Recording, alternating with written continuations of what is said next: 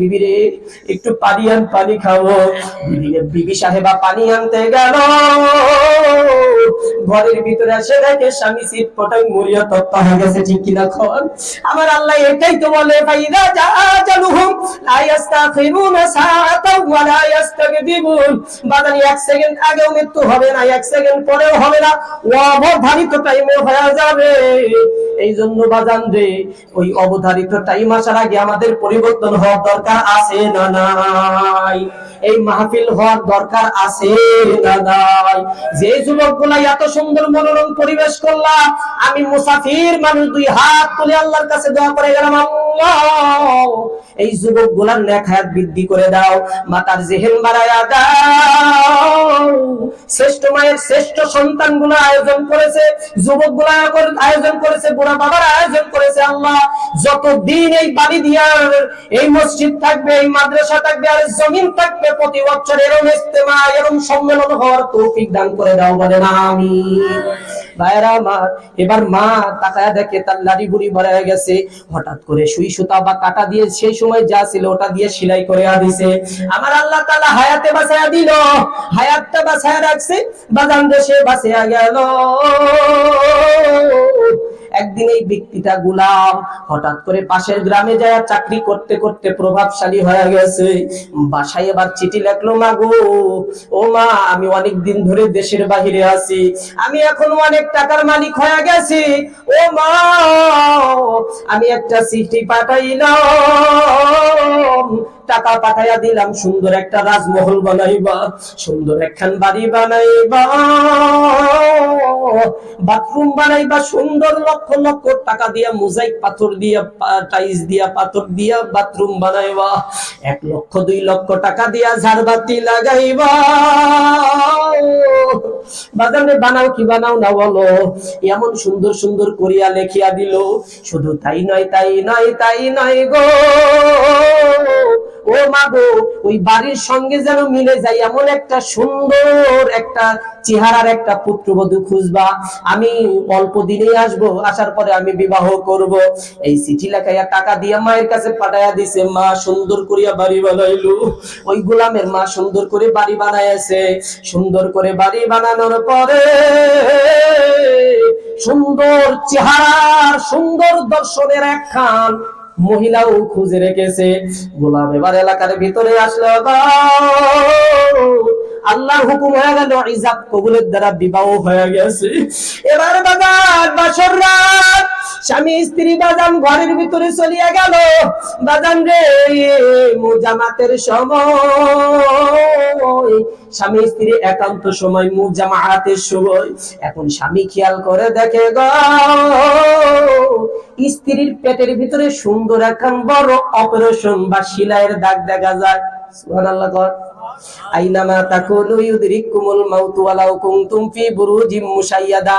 এই আয়াতের কিন্তু শানে নুজুল বলতি আছে, মনে আছে তো ভাই? ভাই সবার মনে আছে?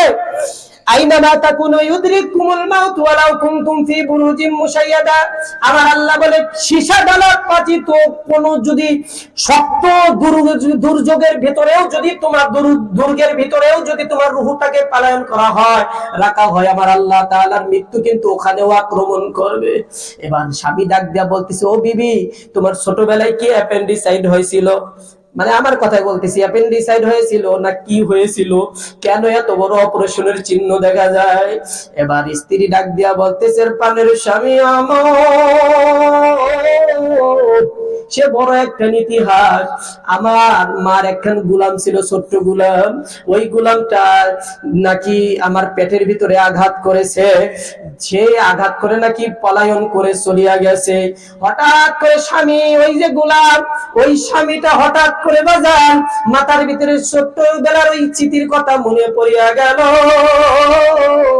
আমিও তো একটা ছোট্ট মেয়েটিকে কি করেছিলাম, ছুরি মেরে পেট ফেলেছিলাম, দেখি তো এই মহিলাই আমার বউ হয়েছে কিনা। ঠিক কিনা গো ভাইরা আমার? এবার ডাক দিয়ে বলতেছে, তোমার বাড়ি কোন গ্রামে? এবার তোমার ঠিকানা বলো গো পানের বিবি আমার। বিবি এখন পরিচয় দেওয়ার পরে দেখে যে স্বামী ছোট্টবেলা তার মার্কিনের বাচ্চাকে পেট ফাড়েছিল এইটাই তার বিবি হয়ে গেছে। বলি সুবহানাল্লাহ। আল্লাহ কার কোথায় রিজিক রাখেন কে বলেন ঠিক কিনা? আমার আল্লাহ কার কোথায় কখন কিভাবে রিজিক রাখে গো আমরা কিন্তু বুঝতে পারি না, ঠিক কিনা কর ভাইরা আমার। এবার যখন শখ হয়ে গেছে জানার পরে এবার বলতেছে, ও বিবি তোমাকে একটা সত্য কথা বলবো, তুমি কি রাগ করবা? বলে না না। বলে বলো কি? বলে ও বিবি জানো যেই গোলাম তোমার পেটটা ফেলেছিল ওটা কেউ নয় আর কেউ নয়, আমি তোমার স্বামী হিসেবে হাজির হয়ে গেছি। সুবহানাল্লাহ, আল্লাহু আকবার। বলে যে হাজির হয়ে গেলাম ভাইরা আমার, হাজির হয়ে গেলাম। ডাক দিয়ে বলতেছে স্বামী হিসেবে হাজির হয়ে গেলাম গো। হাজির হয়ে যাওয়ার পরে বলতেছে, ও বিবি জানো আমি এমনি এমনি তোমাকে মারি নাই, এমনি এমনি আমি তোমাকে ক্ষতি করি নাই। একখান লোক আসছিল, আসার পরে ডাক দিয়া বলেছিল তুমি নাকি এই এই এই তোমার চরিত্রের নামে দুর্নাম আমার কাছে করেছিল। বিবি আমার মাথার রক্ত গরম হয়ে গেল, আমি সহ্য করতে না পারিয়া আমি তখন বাজান রে পেটের ভিতরে সুরু চালিয়া দিলাম। যখন স্বামী এই কথা বলছে সঙ্গে সঙ্গে বিবির চোখ দিয়ে পানি ঝরঝর করিয়া পড়িয়া গেল। স্বামী ডাক দিয়া বলে বিবি তুমি কেন কান্না করো? বিবি ডাক দিয়া পারে পানের স্বামী আমার, আল্লাহর ওলির ভবিষ্যৎবাণী ঠিক, প্রাণের স্বামী আমার, আমি মিথ্যা কথা বলবো না, সে নিশ্চয়ই আল্লাহর ওলি। আপনি মাফ করে দিবেন স্বামী, আমি এখন ভালো হয়ে গেছি, আপনাকে অনেক মহব্বত করি। কিন্তু স্বামী আমার আপনার সাথে বিবাহ হওয়ার আগে আমি 100টা পুরুষের চরিত্র হরণ করেছি। বলি নাউজুবিল্লাহ। 100টা পুরুষের 100টা যুবকের চরিত্র হরণ স্বামী আমি করেছি, কিন্তু বিবি আমার প্রাণের স্বামী আমার আমাকে মাফ করিয়া দাও, আমি আল্লাহর কাছে তওবা করলাম গো, আমি আর গুনাহ করব না। প্রাণের স্বামী ডাক দিয়ে বলে বিবি আমিও তোমাকে অনেক মহব্বত করি, আমিও তোমাকে অনেক ভালোবাসি, কিন্তু বিবি আমার বড় ভয় হয়। ওই আল্লাহর ওলি কিন্তু আরেকটা ভবিষ্যৎবাণী বলছিল, যেটা আপনাদেরকে বলি নাই, বলছি না? আর একটা ভবিষ্যৎবাণী করছিল বিবি, এটা যেহেতু সত্যি হয়ে গেল গো তাহলে তো ওটাও সত্যি হয়ে যাবে। বিবি ডাক দিয়া বলে কি এমন কথা বলেছিল? ওই আল্লাহর ওলি বলেছিল তোমার নাকি একটা ছোট্ট মাকড়সার কামড়ে নাকি মৃত্যু হয়ে যাবে, এই কথা নাকি বলেছিল। তাহলে তো তোমারও তো ছোট্ট একটা মাকড়সার কামড়ে এখন মৃত্যু হয়ে যাবে। ভাইরা আমার এই কথা যখন বলেছে, এখন যদি আমাদের এখানে কারোর কাছে যদি যত বড়ই নেতা হোক, যত বড়ই শতান দেহের অধিকারী হোক, এখন যদি কোনো ডাক্তার এসে বলে তোমার আগামীকাল এই সময় মৃত্যু হবে, বলেন তো আর দুনিয়ার ধ্যান খেয়াল থাকবে? ও কি এখানে জালসা শুনবে? ও বাজান পাগল হয়ে যাবে, এখানে দৌড় মারবে ওখানে দৌড় মারবে, চিঠি শক্তি হারায় যাবে, চিৎকার মেরে কান্না করবে গো। এই বাজান যে এই মহিলা স্বামীকে জড়াই করে কান্না করে, স্বামী আমি মরতে চাই না, আমাকে বাঁচাও আমাকে বাঁচাও। তোমার না অনেক টাকা পয়সা, ও যুবক তোমার না অনেক টাকা পয়সা, অনেক শক্তি সমর্থন আছে, তুমি আমাকে একটু বাঁচাও। এই কয়া বাজান রে সংক্ষিপ্ত শেষ করিয়া দিব। বাজান রে আর মাত্র 4 মিনিট সময় আছে, একটু মনোযোগ দিয়ে শুনেন ভাইরে। এরপরে তখন কি করলো ওই লোকটা, তাড়াতাড়ি পিশাচ একদম আপনার হচ্ছে কাঁচ দিয়ে সীসা জ্বালিত দিয়ে সুন্দর একটা ঘর তৈয়ার করলো। ও যুবক ওই ঘরের ভিতরে বিবিকে থুইলো, ঢোকানোর পরে বললো বিবি খানা পিনা ছাড়া তুমি কোনোদিন বাহিরে আসবে না। বাজান রে বিবির কথা, স্বামীর কথা মতো বিবি প্রতিদিন ওখানেই জীবন যাপন করে। বাজান রে হঠাৎ করে একদিন স্বামী স্ত্রী দুইজন শুয়ে আছে, গভীর মনোযোগ দিয়ে শুনেন বাবা, স্বামীর বুকের উপর স্ত্রী মাথা দিয়ে শুয়ে আছে।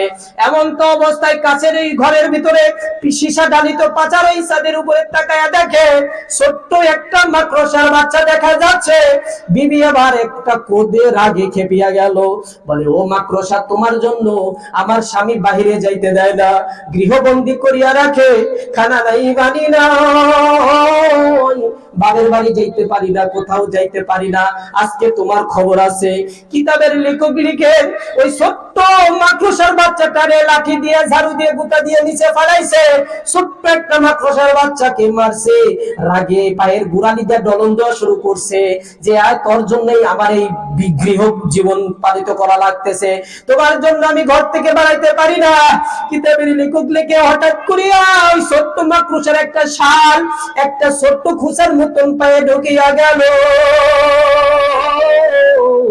ঢোকার পরে হঠাৎ করে তার পায়ে যন্ত্রণা শুরু হয়ে গেল, গোটা চেহারা আস্তে আস্তে নীল হয়ে যেতে লাগলে, চোখের পানি স্বামীর গালের উপরে পড়ছে, স্বামীর ঘুম ভাঙিয়া গেল।